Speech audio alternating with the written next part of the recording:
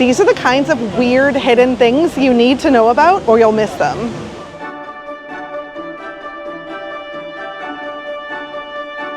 I'm Jessica, the Museum Guide, and today I'm visiting the oddities and weird things in one of London's most visited locations, Trafalgar Square. Now, Trafalgar Square might be one of the most famous squares in the whole world, but it's certainly home to some unusual oddities and very strange things.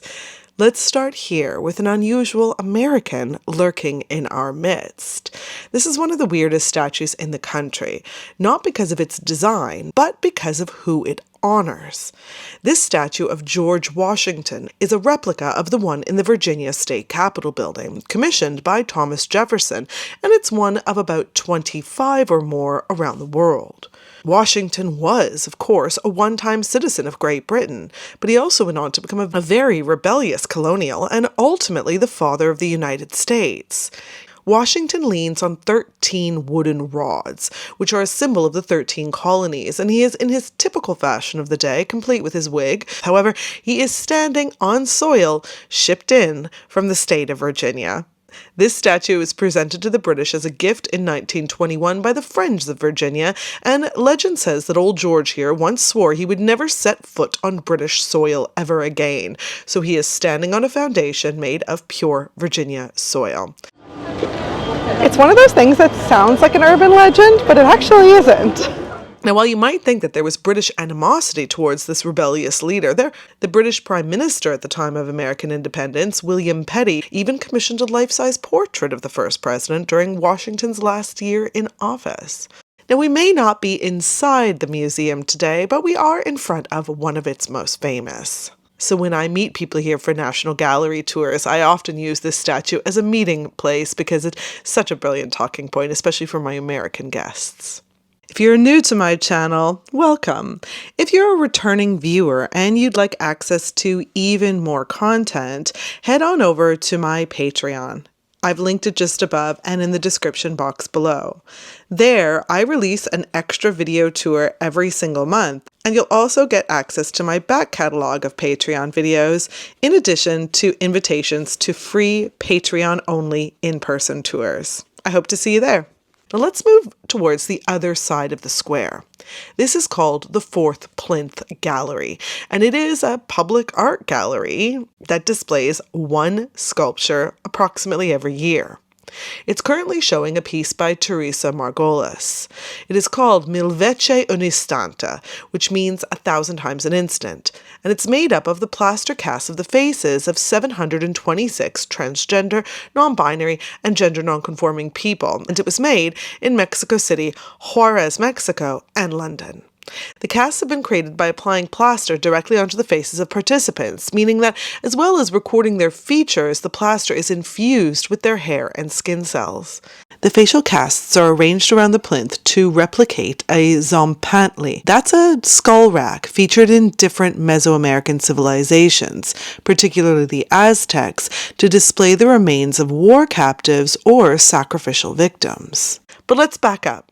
This plinth, that's a fancy name for a platform that holds a sculpture, was originally intended to hold an equestrian statue of William IV to match this one here of his brother, King George IV. I'll come back to this in a second. But it remained empty because they ran out of money. I'll come back to the history of Trafalgar Square and how it was built a little bit later on. For the next century and a half, the plinth's use was debated, but back in 1998, the Royal Society for the Encouragement of Arts, Manufacturing and Commerce, that is the RSA, commissioned 3 contemporary sculptures to be displayed here. I remember seeing this one back in 2000. In 2003, the Mayor of London took Trafalgar Square over from Westminster Council, and that marked the beginning of the Mayor of London's 4th Plinth Commission. Now, the sculptures change every 2 years and they're voted on by the public. Back in 2009, this was home to an art installation by Anthony Gormley called One and Other, which was meant to be a portrait of the UK in the 21st century. 2,400 people, chosen at random from across the country, were invited to each take a 1-hour turn to stand on the 4th plinth, and the project ran 100 consecutive days, 24 hours a day. They were allowed to use their time on the plinth as they wished, to perform, demonstrate, or simply reflect, but they soon had to make a rule that you had to leave your clothes on. I guess it's a human instinct to strip. The winners for 2026 and 2028 have already been chosen. They will be Lady in Blue by Shabalala Self, followed by Untitled by Andra Urtsuta. Now let's just look at this other plinth for a second, at the back of the square. It was installed on the 1st of December 1843. King George IV is shown here bareheaded and in Roman dress, sitting on a horse. He's holding a baton in his right hand. The horse is at rest, which was actually an innovation for the time. The horse isn't in motion. By the way, if you've ever heard that the position of a horse in a mounted statue will tell you how the rider died, it's not true. It's a myth, a popular urban legend. My favorite thing about this statue is that it was funded by George IV himself. It wasn't funded by the government. George IV was the oldest son of King George III and Queen Charlotte. He was nicknamed Prinny due to his kind of youthful charm and his fashionable appearance. However, he refused to marry according to the wishes of his family and instead, in secret, married this woman, Maria Fitzherbert. And though they may have had illegitimate children, of course, they weren't eligible for the throne. He did go on to marry and then become estranged from and absolutely despise Caroline of Brunswick, but he is a little bit of a damp squib in the royal lineage. He's fun to talk about, though. You can see here there's a lot of pitches for the buskers. By the way, for my non-Commonwealth friends, to busk is a verb that means to street perform. And so these are specifically designated places for street performers of all types, including musicians, street statues, chalk artists, and magicians. And there can be some really good entertainment here in Trafalgar Square. They don't have to specifically audition here like the ones in Covent Garden and in the tube stations do, but Trafalgar Square buskers do have their own performers association and they kind of police themselves. Let's just put it this way. If you're not very good, you're going to get pushed out. Now here is a little oddity of the square that's really easy to miss. These are the standard measures placed here on the northern wall of the square back in 1876. This was a time when it wasn't so easy to create reliable, agreed-upon measurements, and so this was a good way to settle a disagreement. We can see a foot here. Historically, the foot was a part of many local systems of units, including the Greek, Roman, Chinese, French, and English systems. It was different in every country and sometimes even in different cities. Supposedly, King Henry I ordered a new foot to be based on the length of his forearm back in the 12th century. The 1300 Act concerning the composition of yards and perches standardized the measurement in this country, but an international standard was not actually agreed upon until 1959. By the way, a foot is exactly 0.3048 meters, so about a third of a meter. You might be wondering why we would even need this here in the UK, since we use the metric system here, which of course we do, but things get weird. See, just like my home country of Canada, the UK uses a seemingly arbitrary blend of imperial measures and metric measurement. Here in the UK, we buy milk and beer in pints, but we weigh our baking ingredients in grams. A weight is usually done in grams or kilos, except if you're measuring a human, and then it's in stone, and 1 stone equals 14 pounds. Nice and confusing. We measure objects in centimeters and measure our houses in square meters, but we measure longer distances and driving in miles. Does that seem confusing? It is. I think it's a really difficult thing for foreigners to get used to which type of measurement to use when. Maybe this will help clear it up. Okay, I think it's time we talk about the overall history of Trafalgar Square. As you may have guessed, it's named for the Battle of Trafalgar, which took place off the coast of Cape Trafalgar, Spain in 1805 between the French and the English, and of course this was during the Napoleonic Wars. In 1830, the square was constructed. Before that, this area was part of the King's Mews, which housed the royal hawks and later the King's stables. By the way, the name mews comes from the word for molting. When the hawks were molting, they wouldn't be used for hunting, so they would be kept in mews. In many instances, those mews also doubled as the stables. You'll see lots of small streets around London named mews. I always thought that came from horses, but it's actually from hawks, and we'll talk about hawks a little bit later on. In the 18-teens, the then Prince Regent, Prinny, our future George IV, really wanted to make more of this area. He was inspired, or jealous, of Napoleon's triumphal arches and grand designs in Paris, even though England beat Napoleon in many battles, and so George IV thought central London was looking pretty shabby. In 1826, Parliament passed the Charing Cross Act so that the now king could redevelop the area using plans from his favourite architect, John Nash. The main building, the new National Gallery, was designed by William Wilkins, and it's still the centrepiece today, replacing the main stable block of the Royal Mews. The stables were relocated to Buckingham Palace, and though the initial designs for the square were by John Nash, in 1840 Charles Barry was asked to design the actual layout for the square, including this terracing. He hated the idea of Nelson's column. He thought it would dwarf the gallery, but he was overruled. I don't know, what do you think? Does it diminish the National Gallery? There's a lot of social history here too. Trafalgar Square was an open-air homeless encampment towards the end of the 19th century. In fact, one of Jack the Ripper's victims, Mary Nichols, regularly slept here. But this is a place of joy, too, with many celebrations taking place. Of course, Canada Day is a big one with Canada House right here. And there's also many events to celebrate Vaisakhi, Chinese New Year, West End Theatre Appreciation, Diwali, and a lot more. London Gay Pride is another big one, and I'll come back to that in a few minutes. Though while this may be a place of celebration, it's also a place of protest and mourning. Nothing illustrates this juxtaposition, this contrast, better than what happened in July 2005. On July 6th, thousands of excited Londoners gathered here to watch the International Olympic Committee's announcement that the 2012 Summer Olympics would take place here in the capital. That was broadcast on giant screens. Tragically, the very next day, thousands more gathered here in shocked horror for a candlelight vigil for the 55 people killed in the July 7th, that is 7/7 terrorist attacks on London.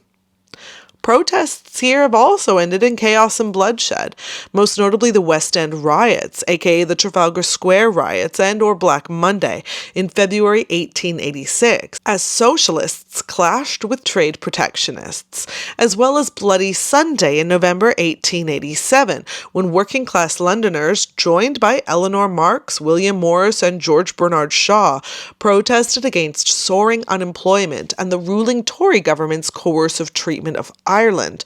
Many workers in the contemporary East End were Irish. Today, protests are an important part of the lifeblood of our country, and the overwhelming majority of protests are peaceful. Many begin or end here on their way down to Parliament or 10 Downing Street, where the Prime Minister lives. Today, the end of this very video is going to get interrupted by a parade/protest, and I wouldn't have it any other way. You can see these big fountains in the square. These are replacement fountains. The originals were designed by Barry and fed by 2 underground springs right in the immediate area. However, by 1939, they were in bad shape, and the local springs were too unstable to keep the water consistent. These 2 new ones, designed by Sir Edward Lutyens, were unveiled in 1948, along with these mermaids and sea creatures designed by William Macmillan and Charles Wheeler. You can still see Charles Barry's original fountains, though.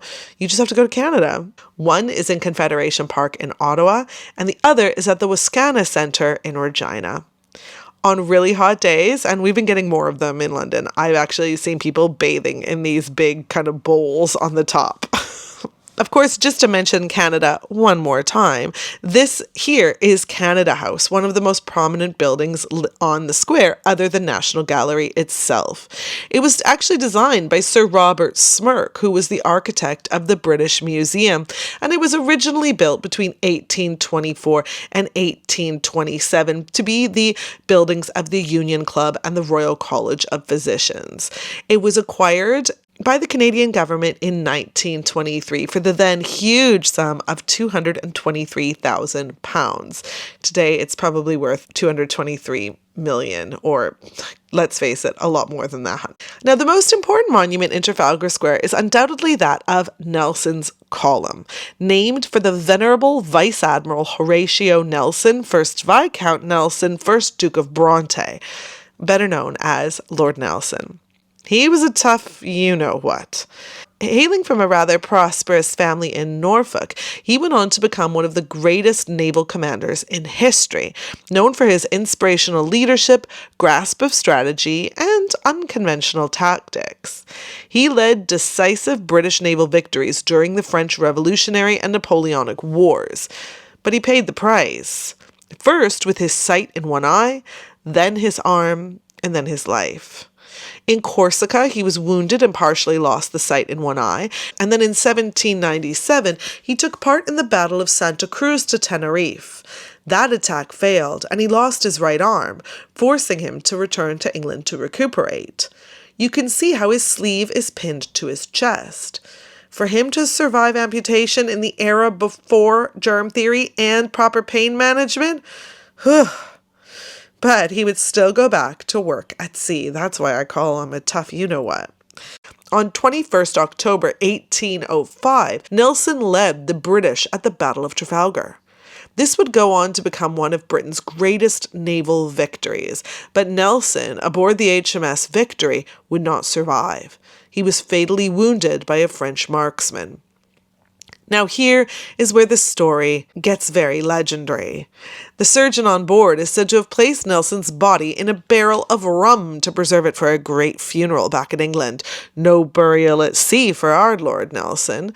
And some say that the sailors on board, in a fit of drunken revelry or solemn respect, used long macaroni straws to siphon this delicious liquor from the barrel, giving rise to the expression tapping the Admiral, that is, having a drink in someone's honor. As a tour guide, I can't tell you how many times I've heard other tour guides repeating this legend. Now, I could say that because I myself used to say the same thing. After all, it's a great story, but is there any truth to it? Now, of course, we shouldn't let the truth get in the way of a good story, but there are a few problems here. One is that Lord Nelson's body was preserved in brandy, not rum. The sugar content of rum is just too high. The other is that there is simply no record of this happening, but I mean, it could have. By the way, to this day, a nickname for rum is Nelson's blood. The whole monument's 169 feet 3 inches. That's 61.59 meters tall from the bottom of the pedestal to the top of Nelson's hat. The statue of Nelson is 5.2 meters. That's 17 feet tall. Wow, he really doesn't look that tall from down here, but he's huge. And he's positioned so he's looking out towards the direction of Cape Trafalgar. Now, we all know that there's one famous Lord Nelson up there, but there's actually 4 more. He's here in sculptural form on the 4 panels around the base of the column, at the battles of Cape St. Vincent, Copenhagen, the Nile, and finally, dying at Trafalgar. Each was sculpted by a different artist, and they are cast in metal from melted down French guns and cannons. I love that part. Let's look closer at this bronze, The Death of Nelson, sculpted by John Edward Carew. On the left-hand side is a black Briton hiding in plain sight. Naval paintings are overwhelmingly white, and that is despite the fact that there were indeed many black sailors on board both naval and merchant ships. Not to mention the sad fact that many British ships carried enslaved African people for centuries. In this scene, though, we can see the aftermath of Nelson's death at the hands of a French sniper. If we look at this sailor, we can see he's staring up at the rigging, regarding where the shot has come from, and he is clearly black. He has been included by Carew because he was there and he fought valiantly for the British. We believe that he was George Ryan, aged 23. Now, he wasn't the only African-born man fighting on that day. On the muster rolls of every man who fought in the Battle of Trafalgar, we find 18 men listed as being born in Africa. Ryan is the only one listed as working on the HMS Victory, Nelson's ship. He would continue to serve in the Royal Navy until 1813, when he was injured. He was honourably discharged, aged 32. Contemporary art critics admired his inclusion. He is not here as a token. Let me just say that I learned a lot about this sailor from Katie at Look Up London. She's a wonderful London guide, and many times I find that when I'm researching something odd, she already has a blog post about it. She, in turn, learned about him from the book Black and British by David Olusoga. I have the book, I just need to read it. There is also a corresponding BBC series that I have linked below. I want to be clear, George Ryan isn't here on Nelson's column as some sort of token. As Olusoga says, this isn't about, quote, some 19th century feelings of political correctness. He is on this plinth because he was here and he fought bravely in this battle. Now, finally, let me tell you my favorite part about the column. I feel like this has come up on my channel in the past, but I just can't remember when. In October 1843, 14 men dined on top of Nelson's column.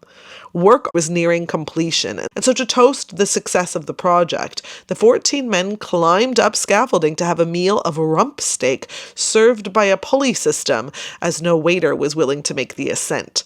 Talk about the stakes being too high. Oh. Bad joke. Look here, we can see these damaged stones at the base of Nelson's column. They've been repaired and filled in, but you can still see that they're scarred. Now, normally, if you see damaged stones like these in central London, you can take a pretty good guess that the damage was caused by bombs dropped during the Blitz bombing campaigns of World War II. Maybe if you're in a few areas of Smithfield or Lincoln's Inn, you might even spot some Zeppelin damage from World War I.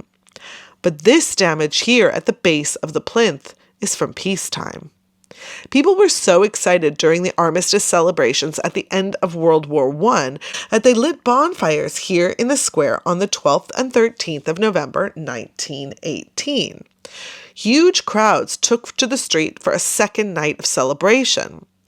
At first, they likely had some leftover bonfire material, as this was just like a week after Guy Fawkes Day, as well as there were lots of posters for war bonds that were no longer needed. A captured German gun was dragged from the Mall and placed alongside all of this stuff, and people started throwing all kinds of rubbish on the pile, but they needed more fuel.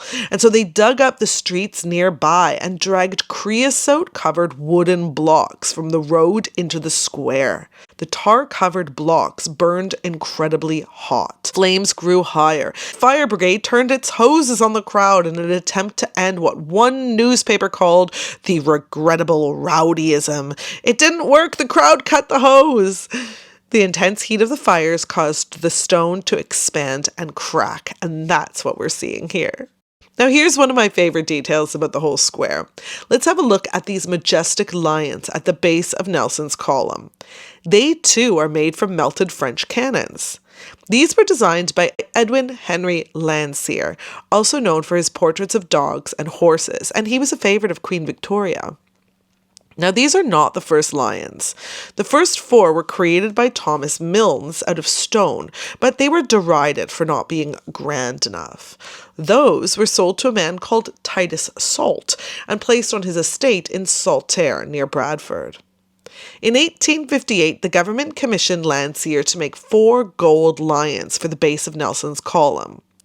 Landseer, then in very high demand, agreed, providing that he could work at his own pace and be given access to copies of casts of a real lion that he knew were in the possession of the Academy at Turin.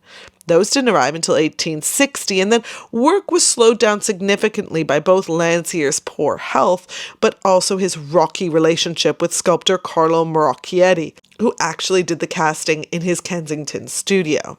Now, the theory is that the feet of the lion cast were not in good condition, so he asked the London Zoo for a dead lion.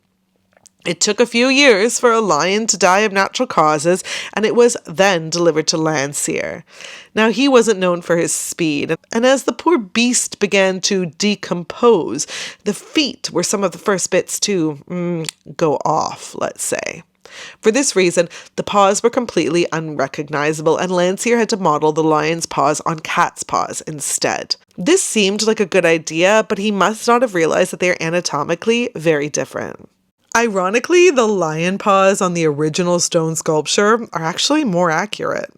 Now, I cannot find a reliable source for this story, so I wonder if it hasn't been a bit confused with the fact that Landseer did indeed model the lion in this painting on a dead lion called the Fallen Monarch, but who knows? Again, why am I letting truth get in the way of such a good story? If you visited Trafalgar Square about 25 years ago, like I did, you might remember being covered in pigeons. They would land all over you and aggressively seek food. Now, I love pigeons. I actually even feel bad for them, but there were too many pigeons even for me. As we already know, this place used to be the Royal Mews, that is, the place where the royal hawks were kept. Today, hawks are back at Trafalgar Square.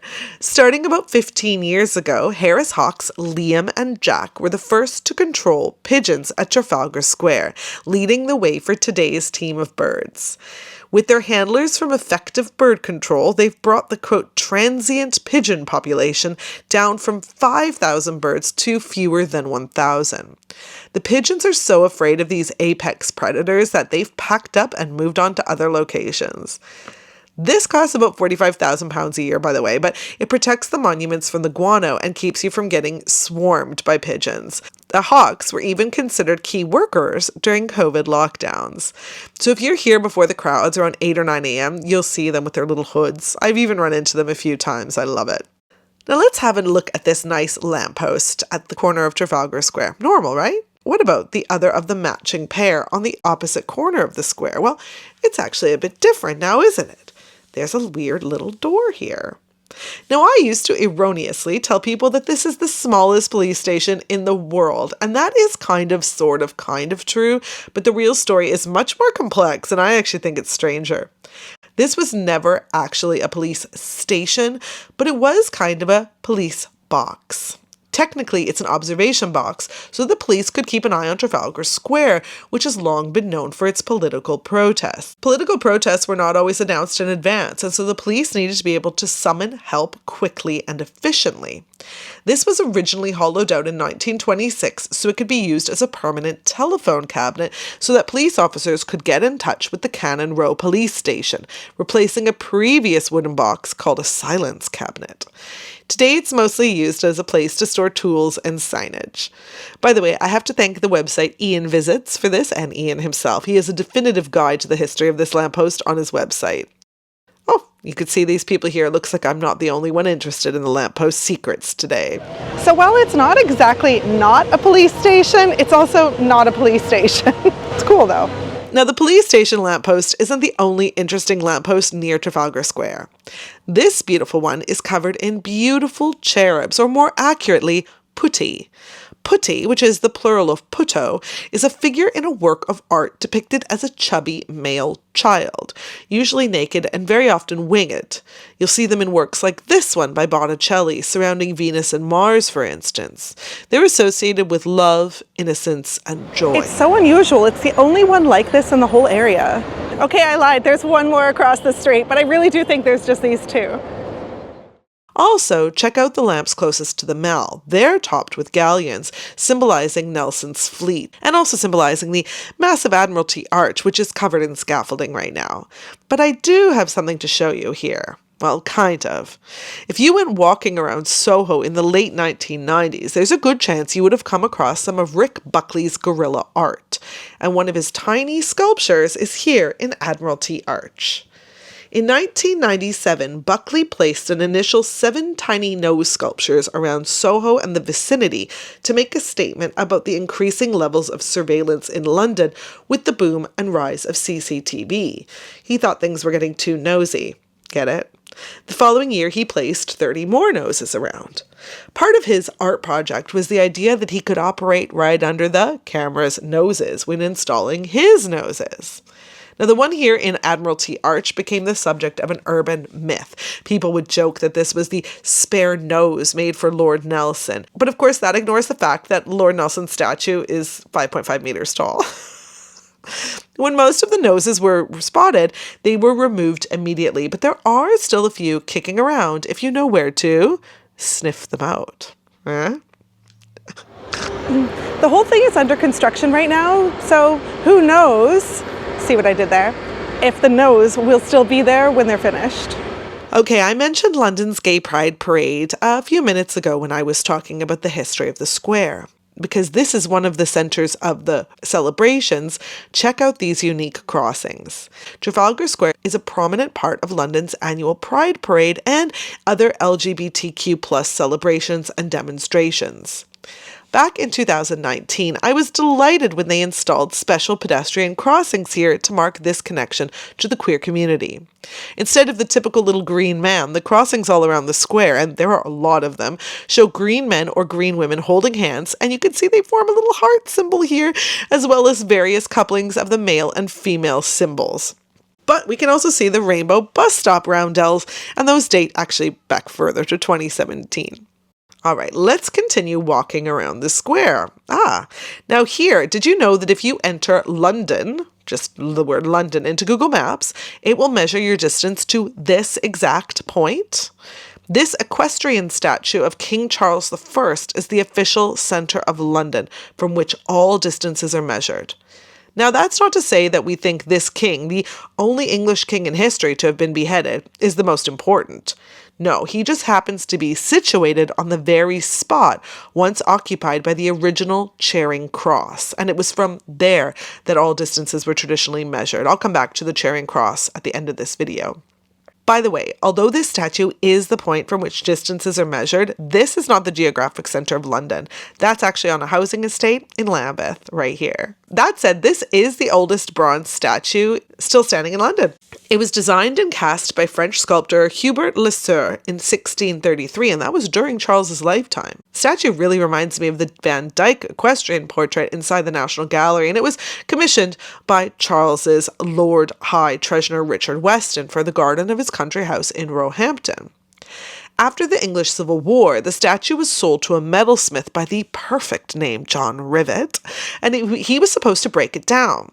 But he must have been a royalist or just an opportunist, because he hid it until the Restoration. He produced broken pieces of brass as evidence that he had broken it down, and he even sold brass-handled cutlery to both royalists and parliamentarians, claiming that they were made from the remains of the statue.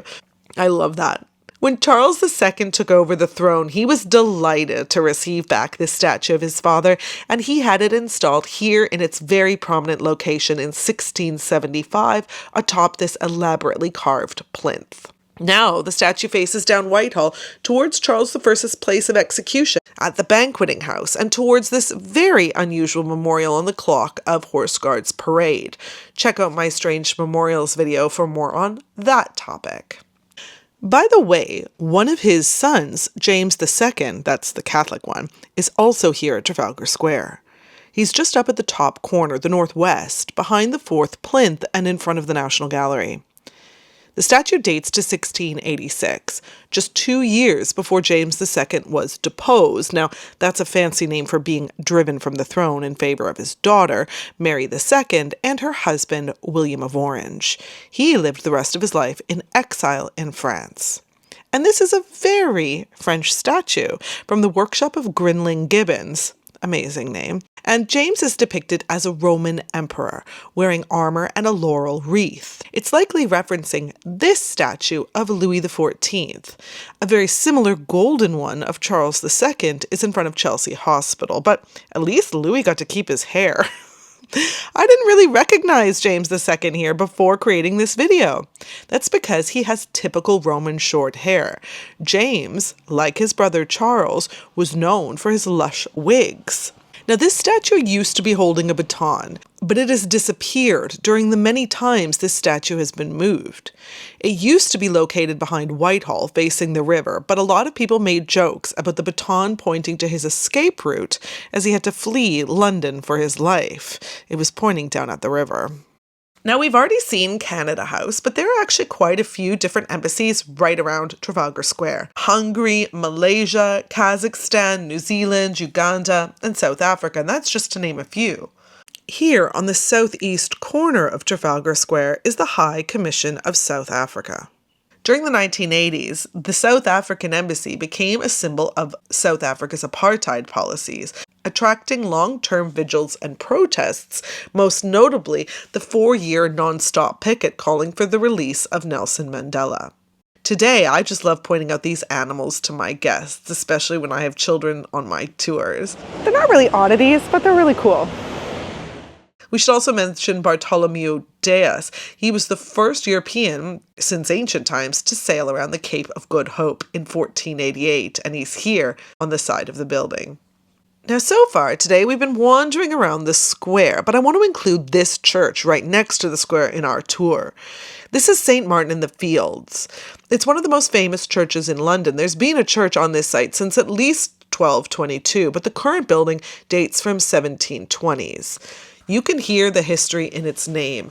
Back in the 13th century, this church's name, in the Fields, meant that it was a quiet pastoral area. I mean, not so much anymore.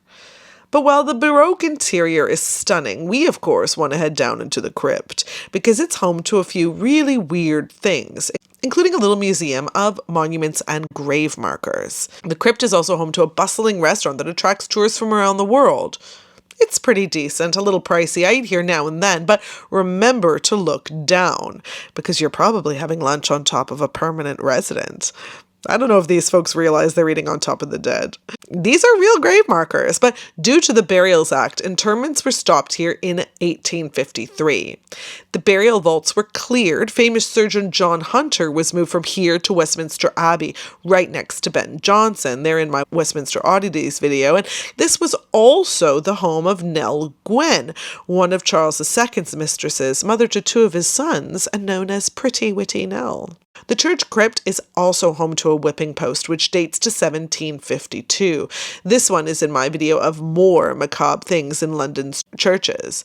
Public whipping in such a busy site as Trafalgar Square was a common punishment for a host of crimes, including drunkenness, morality, and public dissent of the Crown, government, and the Church of England. While you're down here, you can also check out their shop and maybe even stay to do a bit of brass rubbing of the old monuments and grave markers. Now, we've been downstairs, but there's actually something very strange on the front porch of the church as well. This very lifelike sculpture of the infant Christ. He's alone, without Mary, and he has his umbilical cord still attached. This sculpture was created in 1999 by Mike Chapman. Its full title is In the Beginning or The Millennium Sculpture. Don't you remember when everything was named after the millennium? In like the late 90s. The opening text from the Gospel of John is inscribed around the sculpture. In the beginning was the Word, and the Word became flesh and lived among us. You're not really aware of the absence of the umbilical cord until you see a baby Jesus statue that has one. It's quite unusual. Sometimes when I'm filming, I discover things I didn't even know I was looking for. Like this unusual street name. Yes, believe it or not, this is the longest street name in all of London. The other contender for longest street name is usually Stoke Newington Church Street, and that's actually where I got married. By the way, the church doesn't just have the cafe in the crypt, they also have the cafe in the courtyard just behind. It's a nice, quiet place to escape the craziness of Trafalgar Square, although you can still hear the sirens behind me. Now, this statue itself of Edith Cavell isn't that unusual. It's a rather striking monument with a touch of Art Deco, but the woman it memorializes is unusual.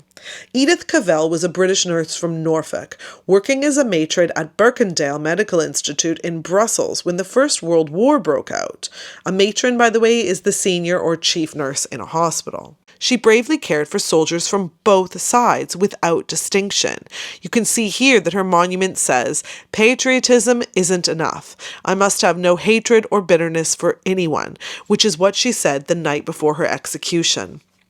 After she assisted some 200 Allied soldiers to escape from German-occupied Belgium, she was court-martialed, found guilty of treason, and sentenced to death by firing squad. She was shot by German riflemen at dawn on October 12, 1915. At first glance, you might think Dawn is one of her names or part of the proper noun, but it's not. It's the time of her death. Her execution kicked off a massive international scandal, and her story was used by the British to illustrate the brutality of the Germans and stoke patriotism. And actually, she really would not have liked that. She was initially buried in Belgium, but her remains were brought here to London in 1919. She had a state funeral at Westminster Abbey, and then her remains were transferred to Norwich Cathedral. Her sister, Lillian Wainwright, actually said that she didn't want any monuments, but funds for a public memorial were raised. Sculptor George Frampton accepted this commission in 1915, and he did the work for free. He created this modernist memorial. Edith is 10 feet high here and sculpted from white Carrara marble, standing on a grey Cornish granite pedestal. The statue stands in front of a larger grey granite pylon that is 12 meters or 40 feet high. The top of the block is carved into a cross with a statue of the mother and child, likely the Virgin and Jesus. Yeah, I'm Maria. Dane. Dane and Maria have just spotted me on the street while I'm filming this. Yay! Now, the Edith Cavell Memorial is about as dignified and grand as a memorial can be, even if she may not have wanted it. But this memorial is, well, it's not that. This is a conversation with Oscar Wilde, created by Maggie Hambling on Adelaide Street and unveiled in 1998. As you can see, it is a kind of a sarcophagus that actually gets used a lot as a bench, with a bust of Wilde emerging out of the top like a bad acid trip or a doodle gone wrong, with his hands clasping a cigarette. People paint his nails, which I actually think he would have rather liked. This isn't just a memorial to Oscar Wilde. It's also kind of a memorial to Derek Jarman, the film director, as he had originally suggested the memorial in the 80s. Following Jarman's death in 1994, a committee called A Statue for Oscar Wilde was formed to make Jarman's wish come true. It was led by Jeremy Isaacs and included Dame Judi Dench, Sir Ian McKellen, and the Irish poet Seamus Heaney. And this, Maggie Hambling's, quote, witty and amusing work was chosen. I cannot imagine why. The memorial is inscribed with a line from his play Lady Windermere's Fan. The line, "We are all in the gutter, but some of us are looking up at the stars." I remember learning that line from character Buddy Cole in Kids in the Hall when I was a teen, and I've just always loved that quote. I don't, however, love this statue. Now, don't get me wrong, I love weird and avant-garde statues, but this one is just so ugly. And Oscar Wilde loved beautiful things. So did Derek Jarman. His house in Dungeness is amazing. I don't know. The Dublin Oscar Wilde Memorial Sculpture, which was designed by Danny Osborne and unveiled in Wilde's birthplace, also in 1997, is so much nicer. Tom Lubbock, chief art critic of The Independent at the time, agreed. He said that this was a, quote, macaroni tangle of undulating tubby strands, and compared it to a trancy tomb, a medieval tomb structure depicting rotting flesh and worms. I couldn't agree more. Ugh. It's almost deliberately, gloriously unattractive. All right, let's head to our final stop on our oddities tour today. A few stops ago, I mentioned that the King Charles I statue stands on the site of the old Charing Cross. Now, here's a replica of that very monument a few hundred meters away. This is the Queen Eleanor Memorial Cross, a memorial to Eleanor of Castile.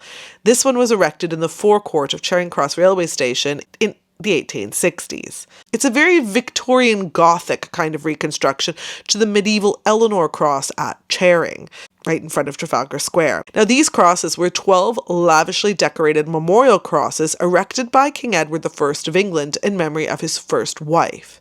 They were placed in a line down part of the east of England between 1291 and about 1295, after she died after 36 years of marriage. The crosses, erected in her memory, marked the nightly resting places taken along the route when her body was transported to Westminster Abbey. The most lavish and famous was here at Charing, that is where Trafalgar Square stands today. So what happened to the original Charing Cross? Well, the Puritans, in charge after the execution of King Charles I and during the reign of Oliver Cromwell, went on iconoclastic frenzies and destroyed everything they believed to be idolatrous. They destroyed the Eleanor Cross in 1647. They were a real grumpy bunch. Now this one was designed by Edward Middleton Barry. He's also the architect of the railway station, and he based it on 3 surviving drawings of the Charing Cross in the Bodleian Library, the British Museum, and the collection of the Royal Society of Antiquaries. Now I wanted to get even closer to show you, but this is what happened.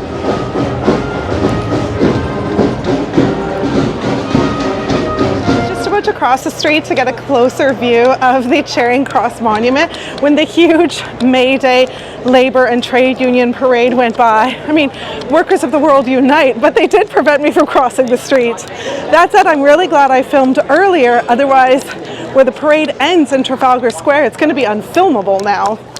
And that, my friends, brings us to the end of our tour. I hope you've enjoyed learning about these interesting and unusual places in Trafalgar Square. And if you'd like to see similar videos about other parts of London, I know we're not inside the museum, but I do find it interesting. Let me know in the comments below. I'll see you the next time I'm in or out of the museum.